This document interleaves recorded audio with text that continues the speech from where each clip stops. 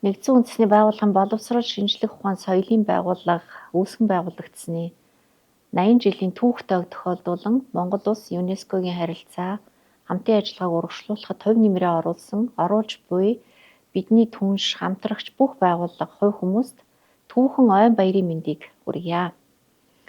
1945 оны 11-р сарын 16-ны энэ өдөр Нэгдсэн үндэсний байгууллагын боловсрол шинжлэх ухаан соёлын байгууллага буюу ЮНЕСКО байгуулагдсан түүхтэй Дэлхийн 2-р дайны дараах нийгмийн гүнзгий өөрчлөлт хямралын үед бий болсон инх тайвныг улс төр эдийн засгийн хүчин зүйлсээс гадна хүн төрөлхтний оюун санаа, ёс суртахууны ив нэгдэл дээр үндэслэх ёстой гэсэн үзэл санаа өнөө хүртэл ЮНЕСКОгийн эрхэм зорилгыг тодорхойлж байна. Монгол улс 1962 оны 11-р сарын 1-ний өдөр ЮНЕСКОгийн 108 дахь бүрэн эрхэт гишүүнээр элснээс хойш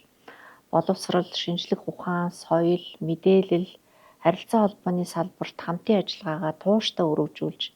тус байгууллагын үнэт зарчим, зорилгыг бодитоор хэрэгжүүлэхэд хувь нэмрээ оруулсаар ирлээ. ЮНЕСКОгийн ерөнхий захирал Одри Азулен 2022 онд манай Монгол улсад хийсэн айлчлалын үр дүнд Монгол Улсын засгийн газар ЮНЕСКОгийн хооронд байгуулсан 2022-оос 2029 оны хамтын ажиллагааны харилцан ойлголцлын санал бичиг нь хоёр талын түншлийг шинэ түвшинд гаргасан чухал үйл явдал болсон.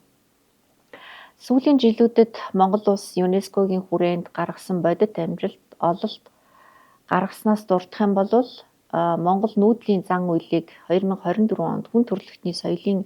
биед бус өвийн төлөөллийн жагсаалтанд бүртгүүлж ЮНЕСКОгийн жагсаалтанд бүртгэгдсэн өвийн тоог 17-д хүргэлээ. Мөн хүйс толгойн бичиг болон хүний бүтэн биеийн бүртгэл бичвэрийг 2025 онд ЮНЕСКОгийн дэлхийн дурсамж хөтөлбөрийн дэлхийн жагсаалтанд бүртгүүлсэн бидний баримтат өвийг хамгаалах чиглэлд гаргасан томоохон амжилт юм аа. Мөн ЮНЕСКОгийн шин мандлын нөөц газруудын дэлхийн сүлжээнд 12 газрыг бүртгүүлэхийн зэрэгцээ нийслэл Улаанбаатар хот ЮНЕСКОгийн бүтээлч хотуудын сүлжээнд нэгдэж хүү хамтлагийн ЮНЕСКОгийн инх тайвны төлөөх уран бүтээлч цолоор өргөмжлөгдсөн нь бахархалтай үйл явдлууд болсон.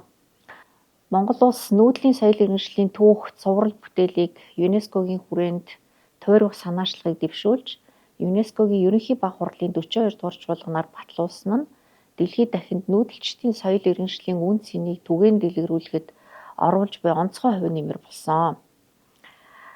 Монгол улс эдгээр ололт амжилтанд тулгуурлан хүн төрөлхтний оюуны болон ёс суртахууны ив нэгдлийг бэхжүүлж дэлхийд дахинд инх тайвныг түгээн дэлгэрүүлэх, доктортой хөгжилд хүрэх ЮНЕСКОгийн эрхэм зорилгыг хэрэгжүүлэхэд цаашид ч идэвхтэй оролцоно гэдгийг тэмдэглэн хэлье. Монгол улс ЮНЕСКОгийн харилцаа хамтын ажиллагааг урагшлуулахад хувь нэмрээ оруулж байгаа бидний түнш хамтран ажиллаж буй бүх байгууллага хамт олон хувь хүмүүст чин сэтгэлийн талархал илэрхийлье.